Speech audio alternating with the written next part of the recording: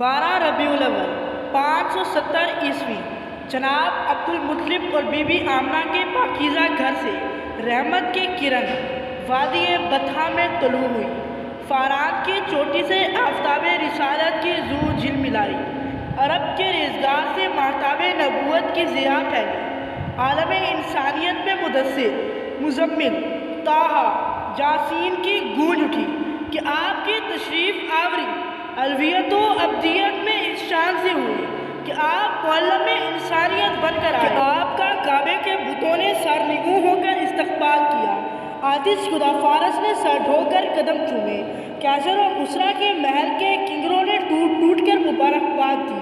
ساحل نیل سے لے کر تابوخاکے کا شگر نے جشن مسرت منایا، کیونکہ آنے والی ذات کوئی عام نہیں بلکہ معلم انسانیت ہے، کہ جب آپ نے رحم کا درس دیا قرآن پکارتا ہے وَمَا أَرْسَلْنَاكَ إِلَّا رَحْمَةً لِّلْعَالَمِينَ، کہ جب آپ نے ہدایت کا درس دیا تو قرآن پکارتا ہے هُوَ الَّذِي أَرْسَلَ رَسُولَهُ بِالْهُدَىٰ، کہ جب آپ نے اخلاق کا درس دیا تو قرآن پکارتا ہے إِنَّكَ لَعَلَىٰ خُلُقٍ عَظِيمٍ، کہ صدر عالی وقار آپ نے بھٹکی ہوئی انسانیت کو صراط مستقیم پہ لانے کی تعلیم دی، ارے آپ نے بیمار مخلوق کو مسیحا بننے کی تعلیم دی،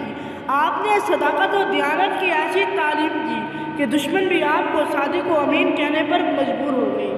ارے آپ ہی تھے جس نے بتایا کہ حکومتیں کیسے چلائی جاتی ہیں، جب غربت ہو تو کیسے گزارا کیا جاتا ہے، دولت ہو تو کیسے رہتے ہیں، نانا نواسوں کے ساتھ کیسے رہتے ہیں،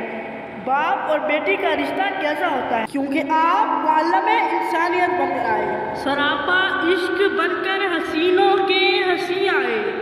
مبارک ہر جہاں کو رحمت للعالمین آئے، مبارک ہر جہاں کو رحمت